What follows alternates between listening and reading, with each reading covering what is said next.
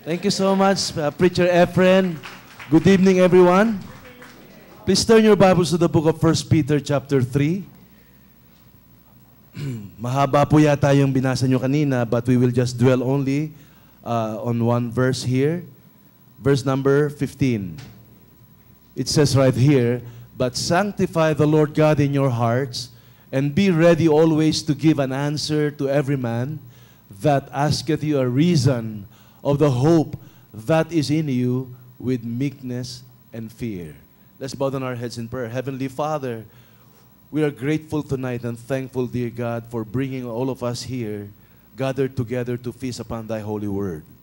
I pray, dear God, for the presence and power of God the Holy Spirit to work in us, and that the Lord Jesus Christ, our God, Lord and risen Savior, will be lifted up through the preaching of your precious word. Lord, we have heard His name through singing, and He was lifted up. May you use, dear Father, this message, dear God, to lift Him up, because if the Lord is lifted up, oh dear God, you are lifted up also. Oh God, the Holy Spirit, you are lifted up also. Thank you, O Lord. Please bless also our senior pastor as he minister grace unto the hearers there in Butuan, and all the preachers, dear God, that will be standing in your pulpit tonight. This I pray in Jesus' wonderful name. Amen and amen. Thank you. Please be seated. Well, first of all, I would like to thank the Lord for giving me this opportunity to minister to God's people and to preach the Holy Word to a blood-bought believer of the Lord Jesus Christ, His own ecclesia tonight. And also, I'd like to thank the Lord for the human instrument that God used for me to preach the Word of God. And of course, that is no other than our senior pastor, our dad in the faith, our beloved father in the faith, which we considered as our tutor, our trainer, our teacher or maestro, as far as biblical doctrines is concerned and biblical principles are concerned. Hope that we will never get tired praying for him and his family. Amen? Let's continue to pray for him.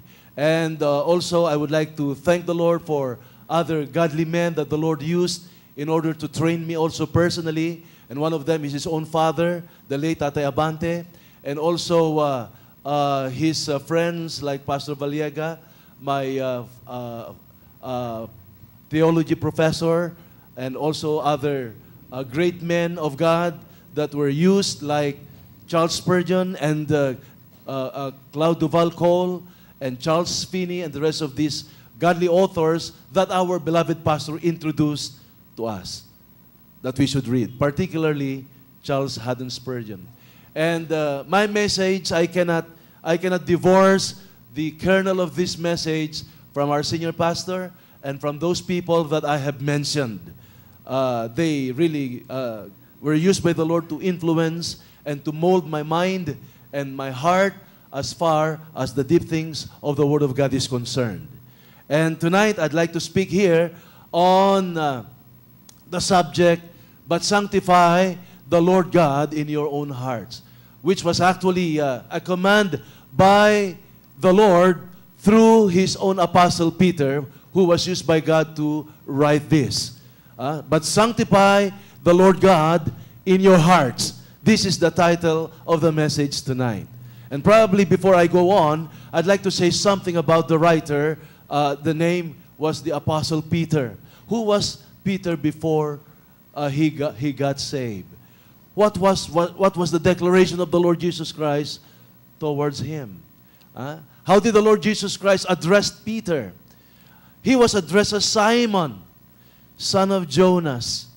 He was a presumptuous, he was a very impulsive person. He was the brother of Andrew. By the way, it was Andrew who won Peter to the Lord Jesus Christ. When Andrew saw the Lord and Andrew came to know the Lord Jesus Christ, he introduced the Lord Jesus Christ to Peter. And he said, "We have found the Messiah," which is called Christ. And when Peter or Simon saw the Lord and he heard the message of the Lord Jesus Christ, Simon came to know the Lord Jesus Christ personally in his own heart. Although maturity takes time. You know, Simon Peter did not get matured overnight. It took some time for him to be converted. That's why the Lord Jesus Christ told him, Satan would like to sift you as a wheat. But I have prayed for you, Peter. But when thou art converted, strengthen thy brethren. So in other words, maturity takes time. Maturity and growing deeply in the Word of God takes time. And it is a matter also of our choice on how we can live deeper and have a closer relationship with the Lord Jesus Christ. You see, Peter one day told the Lord Jesus Christ, Lord, I am both willing to go to thee, both in prison and in death. You remember that? When he asserted his probably human courage and human power, that he is both willing to go to the Lord Jesus Christ, both in prison. He is both willing to be imprisoned for the cause of Christ. What a very impulsive word from Peter. And he is even very willing to die for the Lord Jesus Christ. But you know what? The Lord Jesus Christ gently rebuked him. And he said, before the cock crow twice, Peter, you are going to deny me thrice. You know, probably Peter did not believe that until here comes the scenario when Judas Iscariot, of course, Satan possessed him, betrayed him with a kiss. And right there and then, the soldiers began to get their clubs and they begin to arrest the Lord Jesus Christ. And Peter, true to his word, took his sword from the scabbard. And he was about to what? To kill Malchus, one of the soldiers. You see? But according to our beloved pastor, Malchus was able to swerve quite a bit his head. That's why ang natapyas po yung tenga ni Malchus. You remember the story? And then, alam niyo po, when the Lord Jesus Christ saw that, He gently told Peter, Peter, put thy sword on the sheath. And then he took, in front of the soldiers, the ear of Malchus, and rather returned it back as if nothing happened to him. Now that itself would be a proof, one of the greatest proofs that the one they are arresting is not an ordinary person. You see, that itself. You see, but these soldiers were so blinded with their loyalty to their authority, and you know the story. Peter followed the Lord Jesus Christ. But the Bible says, Peter followed the Lord Jesus Christ afar off. And he began to warm his hands right there in the enemy camp. You know, you can follow the Lord Jesus Christ tenaciously or closely, but we can also follow the Lord Jesus Christ afar off. Simon Peter followed the Lord Jesus Christ afar off, and once we follow the Lord Jesus Christ afar off, the tendency is this: we are going to deny Him. And listen here, we might not be guilty of denying the Lord Jesus Christ verbally, but we can deny the Lord Jesus Christ by our actions and even by our choices. You see? I still remember the story of a certain BYIer that because he followed the Lord Jesus Christ afar off and he has a certain responsibility of leading a certain BYI, he was put to the test of praying in front of his classmates. And you know what? Because he was following the Lord Jesus Christ afar off, you know what he did? He deliberately, swerved the spoon and the fork right there, and it fell right there underneath the table. And there underneath, he began to pray and said, Lord, thank you for this food in Jesus' name. Amen. And took his handkerchief and wiped his perspiration. He perspired by denying the Lord. Probably the classmates did not see that, but the Lord saw that. You see? And you know what?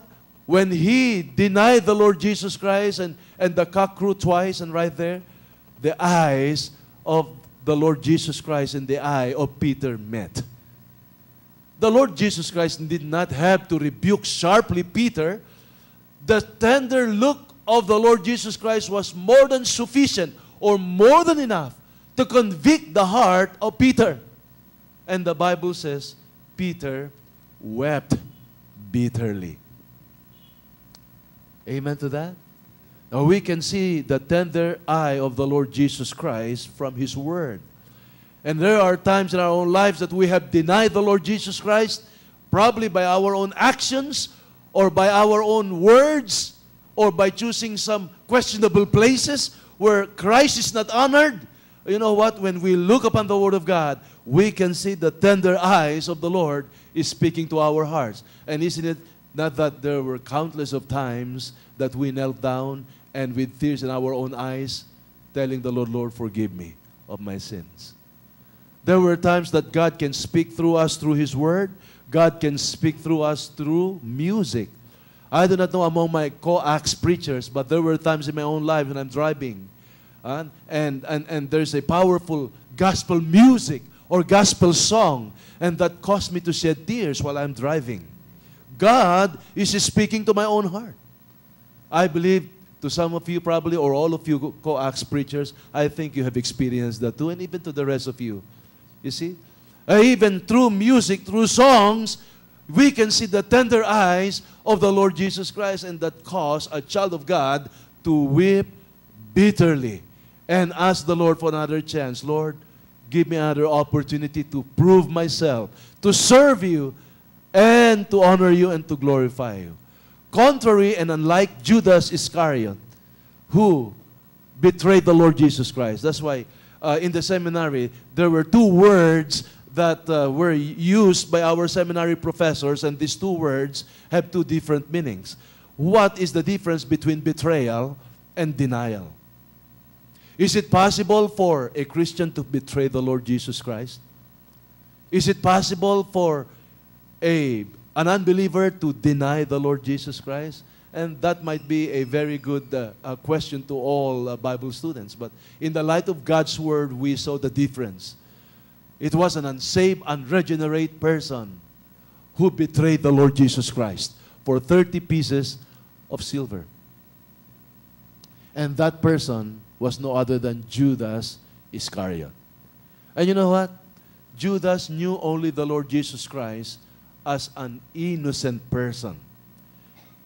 His estimate of the Lord is just an innocent person. That's why when his conscience was stricken, you know what? He declared, I have betrayed an innocent blood. Have you read that from the scriptures, brethren? What he thought of the Lord is just he is just an innocent person. He did not consider the Lord to be his Lord and personal Savior in his own heart. And out of his pride, he took his life, committed suicide, and he did not want even to go to the person that has the power to forgive him and to forget his sins and liberate him and emancipate him from the power and slavery of sin. And that is no other than the Lord Jesus Christ of Nazareth, of whom he was with him for 3.5 years. He ate with him, talked with him, he saw the miracles at hand and everything that the Lord Jesus Christ did in his own very eyes. Yet he did not know the Lord savingly.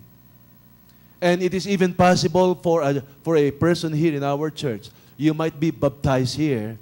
You might be doing the works of the believer here, a genuine believer of the Lord Jesus Christ. We might associate ourselves to some ministries like soul winning and visitation. You see? But listen here, it is even possible for a member of an ecclesia like the MBBE, and yet that person is going to hell. Sir, how can you know that? How can we know that if a person being a member here is going to hell? Of course, nobody can see the hearts of men. We can only see the works. Evidentially, we can see the works of a real saved person. You see? That's the only way. And secondly, we can only know if that person is saved when he begins to testify about his salvation. But the problem, there is a flaw even in testimony, because even personal testimony can be fabricated. Di ba? Pwedeng mag-imbento ng patotoo. Pwedeng magsalita lamang siya at gayahin yung patotoo ng isang tunay na mananampalataya. That is the flaw. Subalit, ang hindi mo pwedeng maitatwa ay yung bunga ng kaligtasan. You will know the tree by its fruit. You see? But of course, personally, to a person, if that is your question, sir, how do I know if I am really saved? Number one, there must be an experience that happened to us personally. It is possible for us to forget the exact date. Diba? I do not know. I am so glad there are a lot of our believers here that can recall the exact date of their salvation. Praise God for that. Nakasulat sa likod ng Bible nila yung date. Ha? Ako, deprive ako doon. Hindi ko naisulat sa Bible ko yung exact date ng salvation ko. Totoo po yun. Alam nila yung exact time, yung exact year, yung exact na month. Kaya nga't yung mga young people attending the camp, there was a certain preacher who said that if you have forgotten the time, the date, the day, the year, the place, even the song that was sung, you are not saved. Can you imagine that? And there are a lot of young people that are swayed by these false teachings of some so-called evangelists. Possible po na makalimutan natin yung exact date. Possible po na makalimutan yung exact month or yung exact year. Pero ang totoong tunay na mananampalataya, hindi po natin makakalimutan yung personal experience natin. That there was a time or there was a certain place where we heard the gospel and there and then we repented of our sins and received the Lord Jesus Christ by faith in our own hearts. Alam nyo, meron pong nagpatotoo ng ganito. Siya ay ginamit ng Panginoon sa Age of Reformation. His name was Martin Luther. Wala pong nag-soul win kay Martin Luther. Wala pong pastor na pumunta sa kanya, binuksan ng Romans and Romans Road. He read from the book of Habakkuk and from the book of Romans that the just shall live by faith. It is through the Word of God that God the Holy Spirit used in order to quicken the dead spirit of Martin Luther. That's why it is possible. But, of course, nobody will tell us that you do not need any more human instrument for you to be saved. That is not true. Because the one who printed the Bible is still a human instrument. God used a human instrument. The one who brought the Bible to the table of Martin Luther is also a human instrument. You see? God sees to it in His own economy to use human instruments so that others also might know Him personally. That's why today, in the age of grace, we are called soul winners. We are called peacemakers. You see? We are the ones proclaiming the good news of salvation to those who are dead in trespasses and in sins. You see? So here, we can find these two words, denial and betrayal. And listen here, brethren, how many times have we denied the Lord Jesus Christ? And when Peter was converted, you know what happened to him? He became one of the ardent followers of the Lord Jesus Christ. In fact, he was not drunk with so-called power or authority. He always ascribed glory to the Lord Jesus Christ. When Peter was converted to the Lord Jesus Christ, he became one of the most spiritual men that God has raised up during his time. You see? But of course, in his early days, the one who grew up so fast as far as maturity was concerned was no other than the great Apostle Paul. He was the one who even rebuked Peter. Do you remember how that Paul rebuked Peter as far as his actuation was concerned? You remember when Paul, together with the other believers, were coming, and Peter disassociated himself from those who believe in, for those who were uncircumcised? You see? And I was looking at the Word of God, and I saw right there, I did not see right there the imperfection of Peter. I did not see right there the immaturity of Peter. What I saw right there is the maturity of the great Apostle Paul. Kung papaano siya lumago in a span of time. That's why sa congregation po natin dito, it is even possible that we are 20, 25 years or 30 years, even in all churches. And yet you will find a 5-year-old Christian even matured compared to a 20-year-old man who has been in the church for many years. You see? That was the case of the Apostle Paul. But when Peter was converted, alam niyo po ang nangyari sa buhay niya? His heart began to ablaze with fire. He was the one who was used by God to preach. And there were about how many souls who got saved in Acts 2:41? They that gladly received His word were baptized. And there were about how many souls that were baptized? About 2,000 souls. 3,000 souls were baptized. Can you flash that on the screen? In Acts 2:41, this, I believe, is the gracious work of God the Holy Spirit to a person that was absolutely surrendered to the full control of the Holy Spirit and who has this unwavering devotion and love for the Lord Jesus Christ. Then they that gladly receive His word were baptized. Peter was the one who preached here. And the same day, they were added unto the ecclesia, the existing church, about 3,000 souls. And these 3,000 souls continued in the apostles' word and doctrines and in breaking of bread from house to house. These 3,000 souls remained. These were the souls that God gave in just one single day. Can you imagine the power? It can be done. You see? And not only that, what I saw from Peter after he was converted was that he was a very humble man, always ascribing the works of the glory to the Lord Jesus Christ. I can still remember way back in 1982. When was the time when the Pope came here? Way back in 1982, Pope John Paul. I was there at Ross Boulevard. When the Pope's mobile passed by, I saw hundreds of thousands of our co-Filipinos. You know, they bow down their knees. They literally worship and praise the Pope. And the Pope gave the blessings to these hundreds of thousands of Filipinos adoring Him. And probably I'm one of them who are just standing. I can still remember the doctrine and the belief of the Roman Catholics that Peter was their first Pope. Did you know that? We have heard that from our pastor. Peter, si Pedro po ang unang papa. Alam niyo po, hindi po pwedeng maging papa po si Pedro for all you know.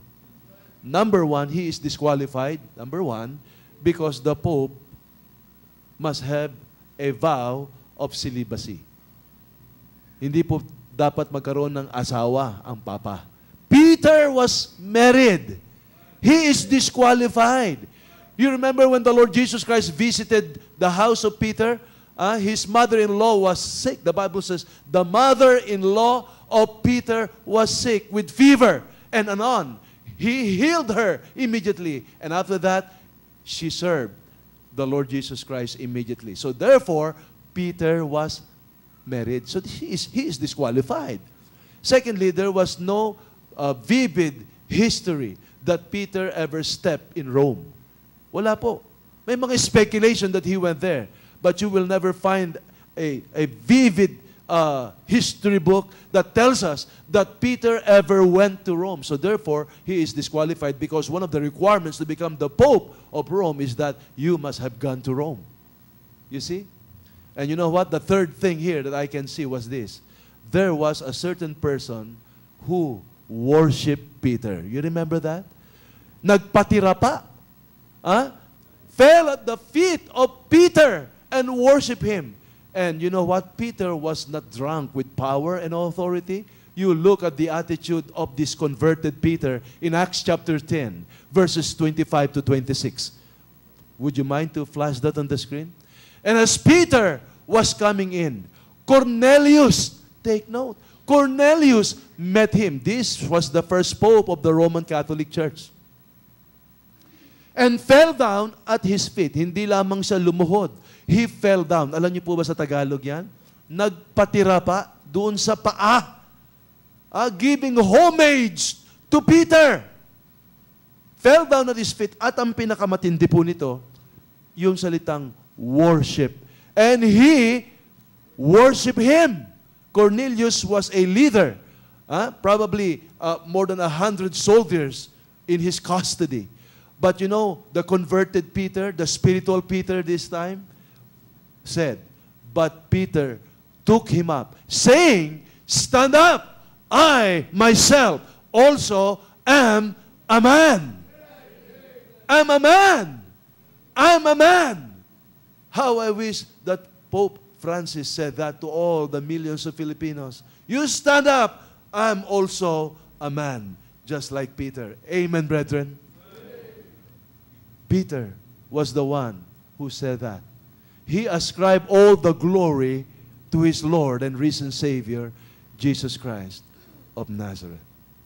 He was the one that was used by God to give us that exhortation and the command to sanctify the Lord God in our own hearts.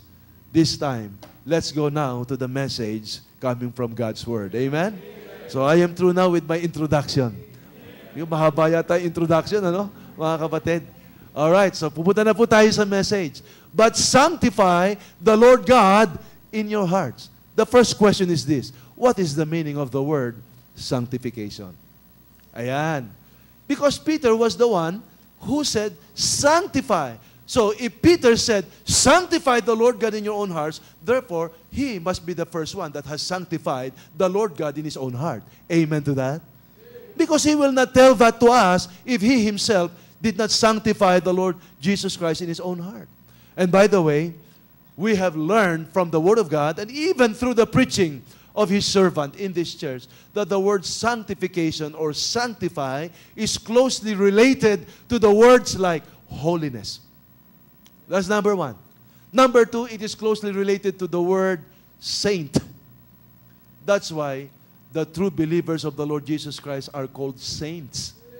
Contrary to the Romanist view that nobody becomes saints unless you are dead or after death. And it will be a tedious affair by selecting a person to become a saint through some personal recommendation by people some other countries, right? Through the bishops and the archbishops and the cardinals. Through their own people, they would receive some recommendations. Just like what happened here in our country, where a certain man by the name of Lorenzo Ruiz was endorsed. And his biography was reviewed. And because of that, they found out that he is worthy to be called a saint. Nako, ganyan ang view ng Roma, ng Iglesia Romana Katolika. But not to the Word of God. Every blood-bought believer of the Lord Jesus Christ is a saint. To the saints which are at Colossae, to the saints that are at Thessalonica. Of course, this refers to those who are living. They're not dead. These are the Christians who are serving the Lord in those places where God used for the Apostle Paul to build and to find. Diba? To the saints that are at Ephesus, to the saints that are at Galatia. So we are all called saints because saints means the separated ones or the separate ones. It is also closely related to the words to set apart. So negatively and positively. Negatively, sanctification is to be separated from the power, bondage, and slavery of sin. Positively, we are separated unto God's glory and unto God's service. So you will find right here the two views of sanctification. Negatively, we were separated by the Lord from the power and the bondage and slavery of sin. And for those who are sanctified, it connotes also the doctrine that those sanctified were chosen before the foundation of the world. Amen to that? Kaya hindi po natin pwedeng ihiwalay yung doktrina ng justification at kahit po yung doktrina ng adoption when it comes to sanctification. Those who were sanctified were justified. And those who are justified will be glorified someday. You see? You might say, sir, what do you mean by glorification? Is our body not glorified yet? Of course not. Hindi pa po glorified ang ating katawan. This body is still groaning and travailing in pain even until now. We are subjected to all kinds of sicknesses and all kinds of sorrows and pains. Kaya nga po ang Panginoon nagbigay po, hindi lamang po ng kanyang mahalagang salita that our body is the temple of the Holy Spirit, but God in His Word laid up some dietary laws to preserve and to prolong this body for a little while. Di ba? Akala niyo po ba yung dietary laws na binigay ng Panginoon sa mga Israelites ay hindi po applicable sa mga mananampalataya ngayon? What do you think? Basahin po natin ang aklat ng Leviticus. Makikita niyo po doon ang mga hayop na ipinagbawal ng Panginoon na kainin natin. Di ba? Ang unang-una dyan ay siyempre ang baboy.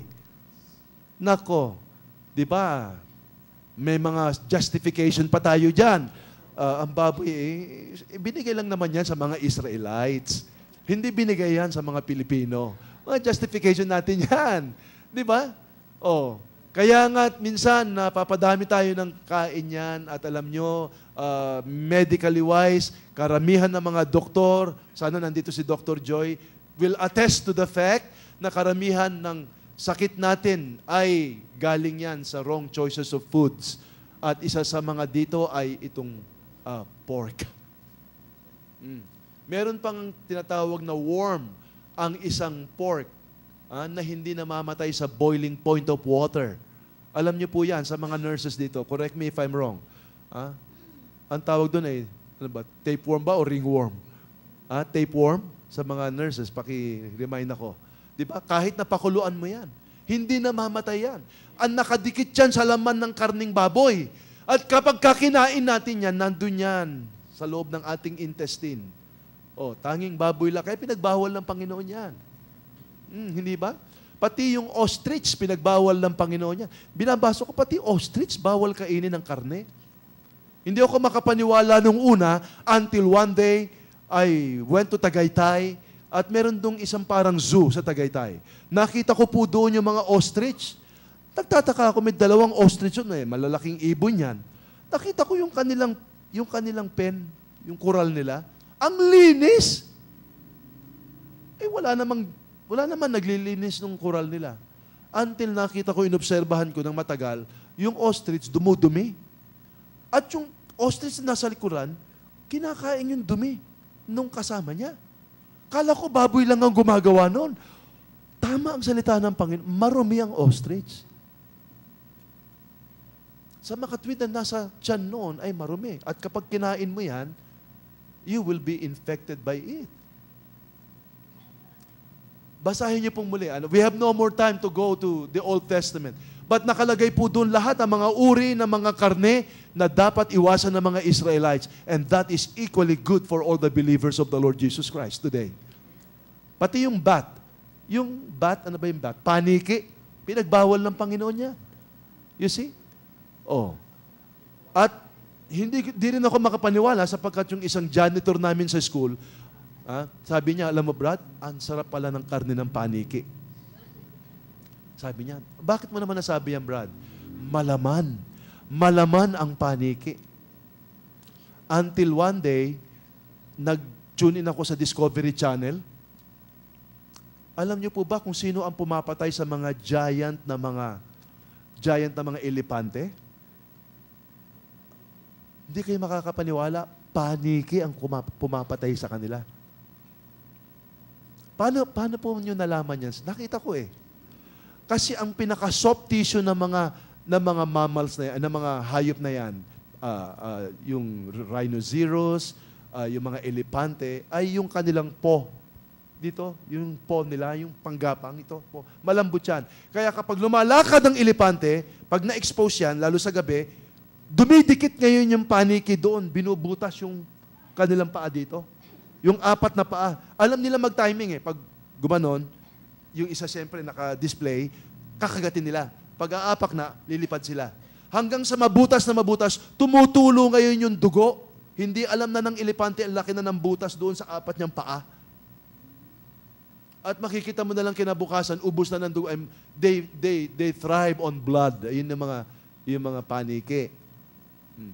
And then, afterwards, sinabi doon sa Discovery Channel na yon na ang pinakamatindi palang concentration ng rabies ay hindi sa aso. Ang rabies po, ang malaking concentration nasa mga paniki.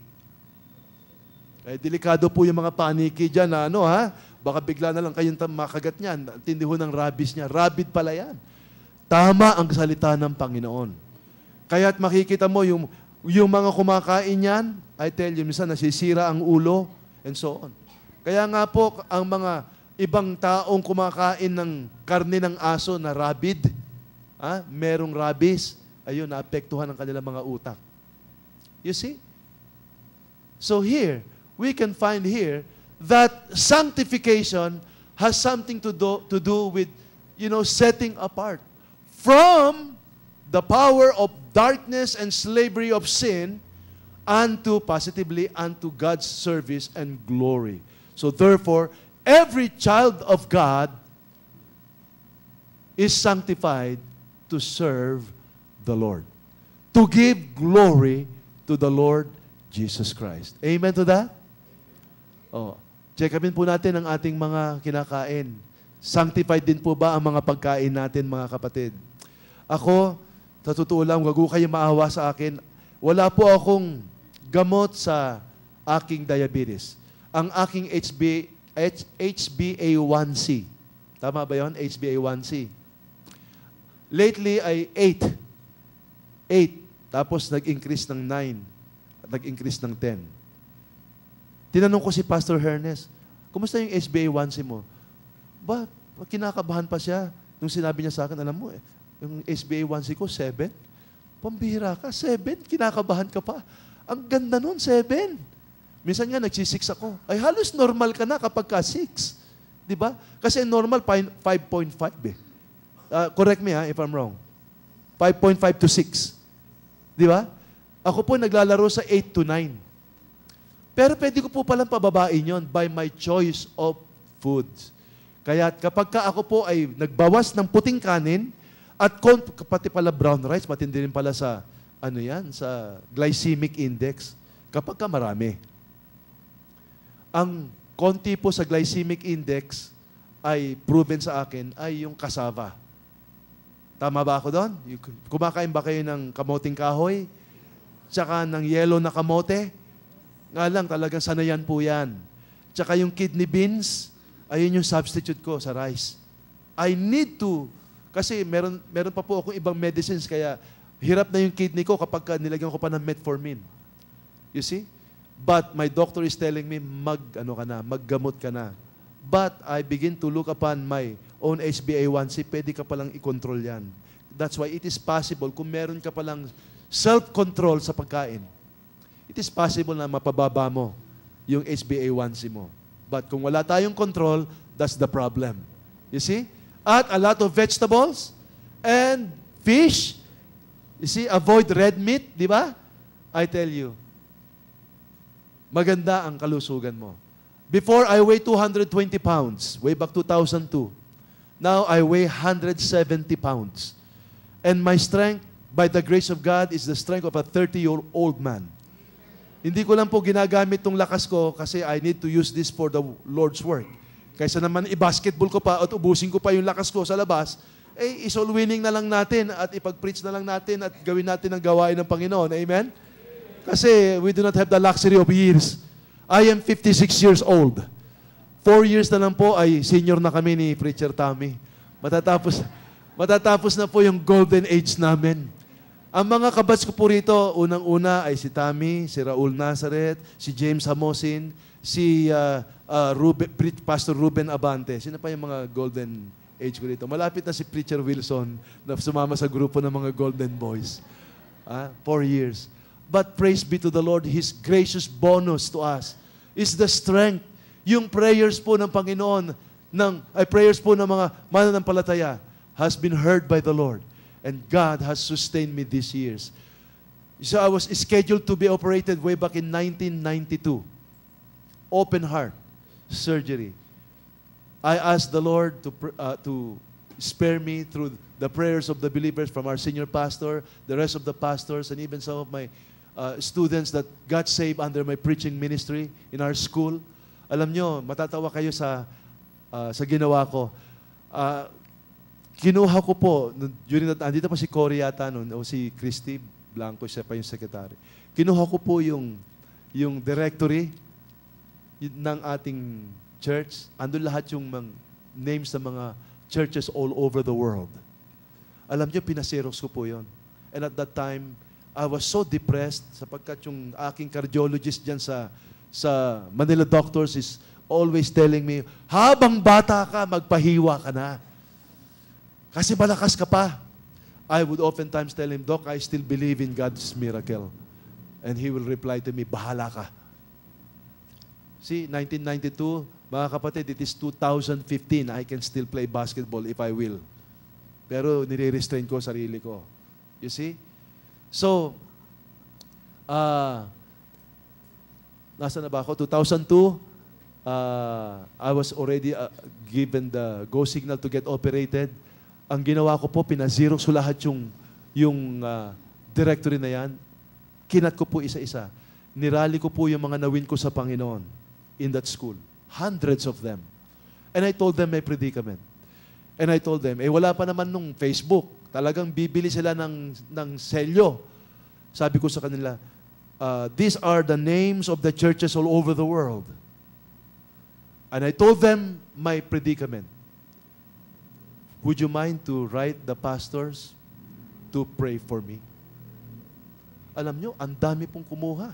Binigay ko lahat yan. Sila mismo yung nagsulat sa pastors. Kaya ang daming mga pastors na nag-reply sa akin, one of your students that you have won to Christ wrote me a letter to pray for you. Brother, I would like you to know that I did not only pray for you, but my church prayed for you and other pastors prayed for you.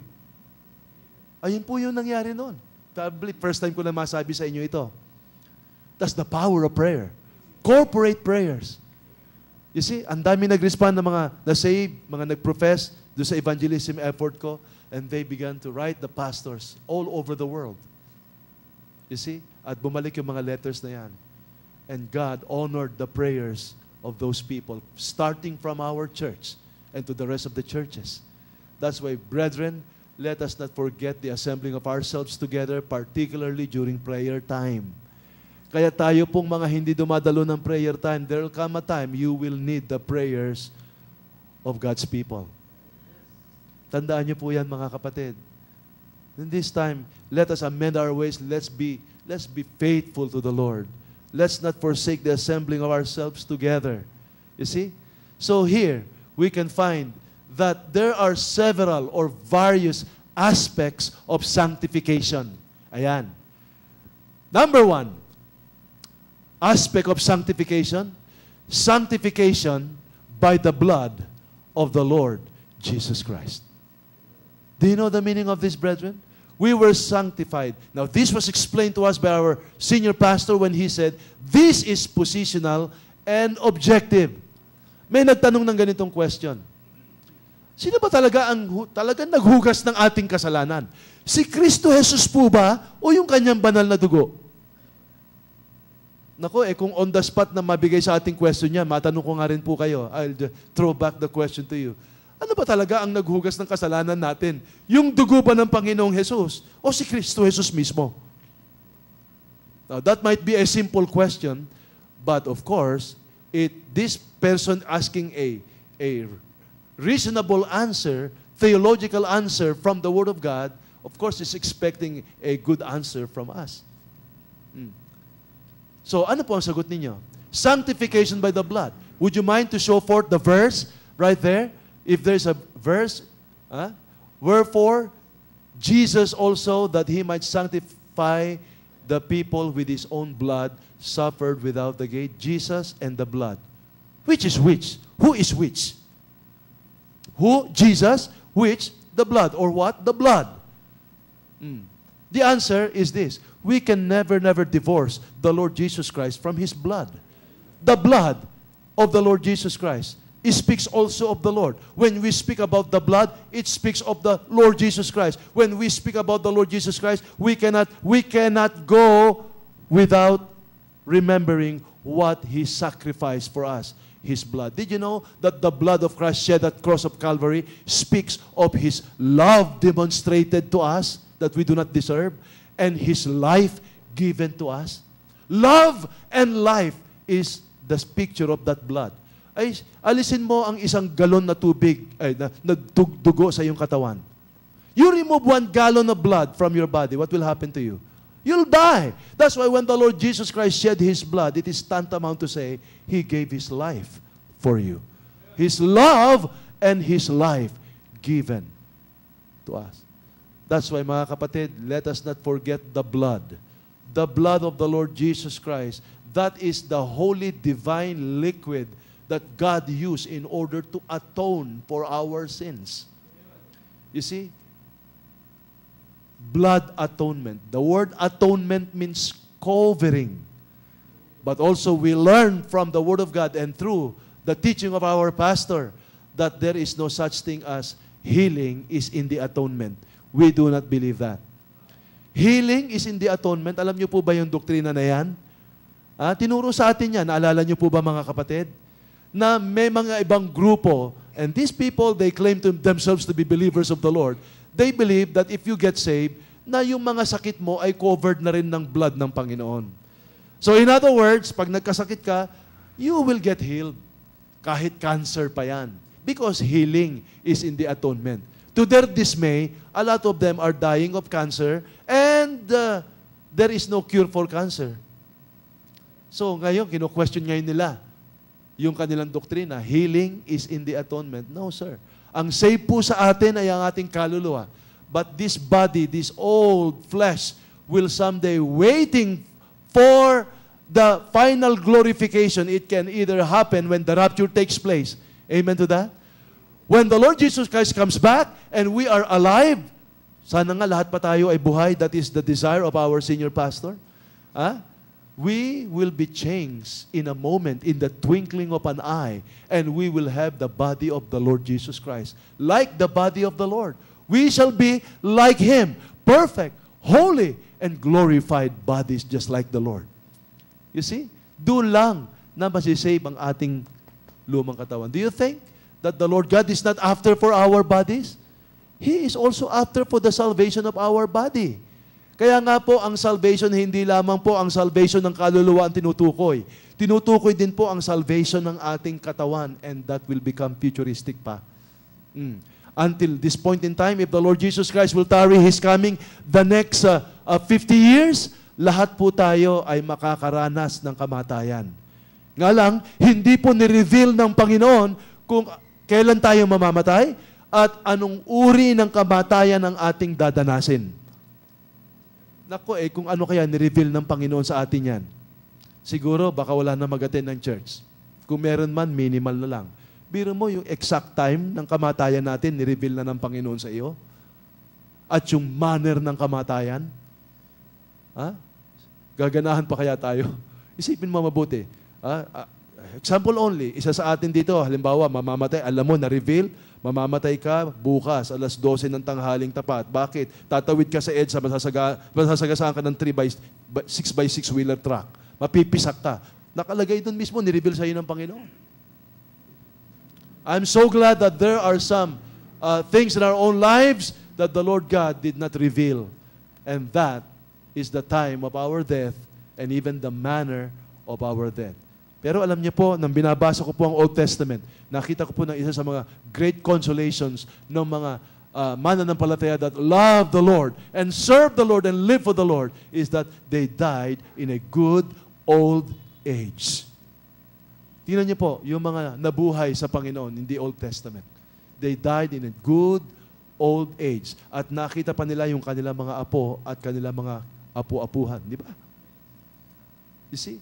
One of the blessings of the Lord to those who love the Lord and serve Him with all their hearts. Although alam po natin, it is the sovereign act of God kung kailan niya kukunin ang ating buhay. Kaya nagsimula yan kay Methuselah, 969, kay Jared, 962, bumabayan kay Moses ng 120, at ibinaba pa ng Panginoon yan sa edad na 70, kay David. Di ba? You see, until right now, ang general rule of the thumb natin ay hanggang 70 lang At kapag lumampas tayo ng 70, that is a gracious bonus from the Lord, and using all our senior citizens still serving the Lord, challenging the young people that even in their old age, they are still serving the Lord and still loyal to Him, despite of the fact that they are already old. And we have a lot of brethren that surpasses the age of 70 and still faithful to the Lord. One of them is Pastor Art Sims, who is still preaching there in Tondo. Diba tonight? Still serving the Lord, even he is about 83 or 84 years old. Sanctification by the blood of the Lord Jesus Christ. We overcome the flesh. We overcome the devil. We overcome the world by the blood. The Bible says, and they overcame him by the blood of the Lord. Number 2 aspect of sanctification is what? Sanctification by the Holy Spirit. For those who are sanctified by the blood, these are the justified ones. These are the people before God can see their faith, that they're really saved, because the righteousness of the Lord Jesus Christ was imputed to them. But number 2, the sanctification by the Holy Spirit. This is internal and experiential. For those that are saved, we know for a fact that it is God the Holy Spirit in us that give us the power to live a godly life. Apart from the Holy Spirit, we can never live a godly life. May nagtanong kay John Rice ng ganito, Pastor, sir, is it okay for a Christian to talk and to pray to the Holy Spirit? Matanong ko rin po kayo ng ganong katanungan. Is it okay po ba yon? Mga kapatid, the Holy Spirit is a person. The Holy Spirit is the third person of the Almighty God. He is the Almighty God Himself. That's why Christians must talk to the Holy Spirit day by day. Say a prayer of help. Say a prayer or talk to the Holy Spirit as far as enabling Him to serve the Lord Jesus Christ. For without the Holy Spirit, we are nothing in this world. This is internal and experiential. A good verse for that is found there in the book of 2 Thessalonians. But we are bound to give thanks always to God for you, brethren, beloved of the Lord, because God had from the beginning chosen you to salvation through sanctification of the Spirit and belief of the truth. Sanctification of the Spirit. Alam nyo, kahit po saan tayo magpunta, andun po ang banal na Espiritu. Kahit anong po ang ating panoorin, andun po ang banal na Espiritu. Christians can grieve the Holy Spirit, but Christians cannot blaspheme the Holy Spirit. How can we grieve the Holy Spirit in our lives, brethren? By exercising wrong choices in lives. We grieve the Holy Spirit. Pag tayo nagpunta sa mga questionable places like nightclubs or bar joints or what have you, do you think the Holy Spirit will leave us? Oh, He said in the book of Hebrews chapter 13, He will never leave thee nor forsake thee. But even there inside that questionable place, you'll find there loneliness amidst of joys and revelry. Di ba? Ewan ko, no? Kung kayo'y napunta sa isang lugar na ganyan, amidst of joys and revelry, there is loneliness inside of you. Why? Because the Holy Spirit is there. Grieved, offended, because of a wrong choice. Diba? A wrong choice of marrying an unsaved person. Do you think you can enjoy relationship with an unsaved person? You got married to an unsaved person? Diba? I have heard a lot of testimonies of willfully disobeying the biblical mandate, be ye not unequally yoked together with unbelievers. And instead of seeing first the beauty that God has placed in the Word of God, they began to magnify physical beauty rather than the spiritual beauty. So they married the person because of his physical beauty or her physical beauty without the spiritual beauty that God is delighted. What do you think is one of the greatest virtues that God treasured the most of a great price? The Bible says, a meek and a quiet spirit. That is the virtue of a saved believer of the Lord Jesus Christ, particularly to a Christian woman. Diba? A meek and a quiet spirit. Napakaganda sa paningin ng Panginoon yan. Is that the kind of beauty, young men, that we are looking for? Or you are looking for? Diba? Kasama na rin po ako dyan. Diba? Mga single dito.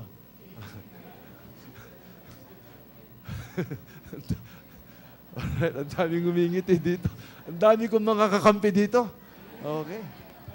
Alright. So what is the greatest beauty? Meek and a quiet spirit. Sanctification by the Holy Spirit. So, in the midst of relationship, someone will come to me and tell me, talagang totoo ang salita ng Panginoon. Nung una, okay ang relationship namin. And then later on, ayun, babae pa naman.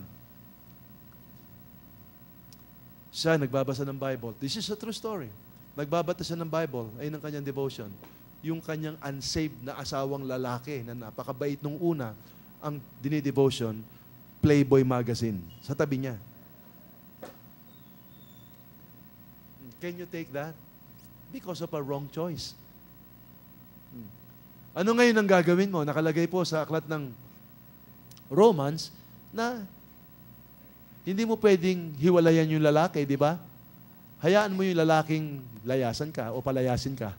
You should win him to the Lord by your testimony.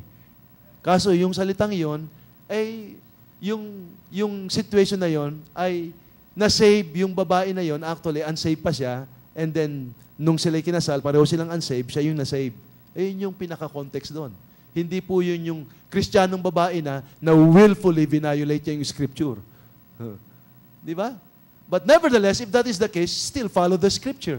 You need to win your husband to the Lord through your testimony. And the only time, nakalagay po sa Bible, that you will leave the house, ay kapag pinalayas yung babaeng yan ng kanyang lalaking asawa. Yan, magtitiis ka ngayon, di ba? Because of a wrong choice. Ganon din sa lalaki. Hindi naman nangangahulugan na mawiwin mo yan. Kaya nga yung salitang, anyway, kaya ako naman pinili yan dahilan sa gwapo siya, siguro naman masisave yan.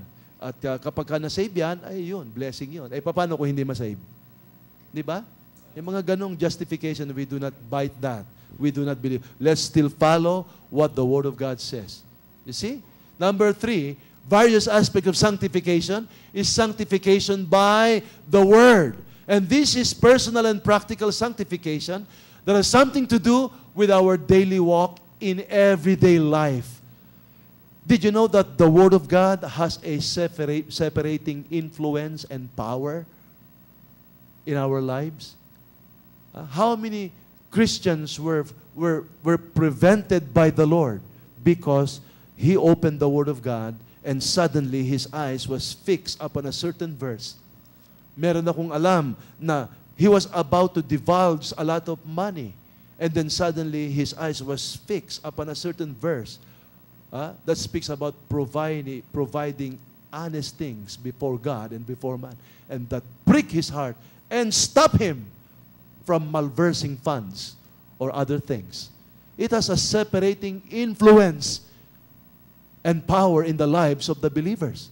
Kaya nga po, our growth is dependent not only upon prayer, but also upon the deep meditation and study of the Word of God.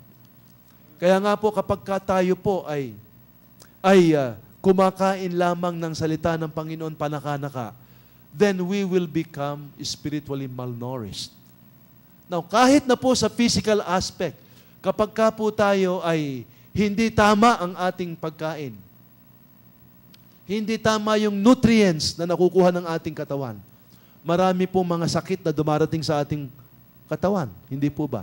Pag kulang ka ng potassium, ano mangyayari sa heartbeats mo? Magkakaroon ka ng arrhythmia. Di ba? Kulang ka ng calcium, ganun din. Kulang ka ng magnesium, ng zinc. All of this. There are a lot of vitamins here that are needed in every facet of our Christian lives. You see? Meron pong mga spiritual vitamins that speaks about the strength fighting temptations. Di ba? Spiritual vitamins or strength, not only to fight temptations, but also speaks of courage, speaks of devotion, speaks of loyalty and faithfulness, and many more. Eh, paano po kung imbalance ang ating buhay because we only feed little on the Word of God? You see? Sanctification by the Word. If the Word of God has a larger place in our own hearts, the world proportionately will have a smaller place in our heart. That's why the command of the Lord through Peter, but sanctify the Lord God in your own heart, means that let us make the Lord to have the supreme place in our own hearts and choices. You see, sanctify. Make the Lord Jesus Christ the supreme. If I will use a double superlative here, the most supreme. Supreme na, most pa, di ba? In our own heart. Yung kanyang pleasure, yung kanyang passion, yung kanyang will should be our pleasure and passion and will too. Sanctify the Lord God in your own hearts. You see? And lastly here, number 4, is what? Sanctification by the Word. It has something to do also with the kind of atmosphere that we should be associating ourselves with. It speaks also of spiritual exercise that we need to do every day of our lives. Sanctification by the Word, sanctification by the Holy Spirit, and the first one is sanctification by the blood of the Lord Jesus Christ. Let us remember this, and let's live a sanctified, separated life, all for the glory of the Lord. And you know what? When we made the Lord Jesus Christ the most important in our own hearts, you know what Peter said? Tingnan niyo po sa 1 Peter chapter 3 verse number 15. Kung ano yung sinabi niya. Buksan po natin doon ang ating mga Biblia and look at the screen. But sanctify the Lord God in your own hearts. And you know what? If Christ is sanctified and He is the foremost, His will, His desire, His passion is in our own hearts, we're always ready to answer or to give an answer to every man that asketh you a reason of the hope that is in you. And you know what? Coupled with these character traits of meekness and fear.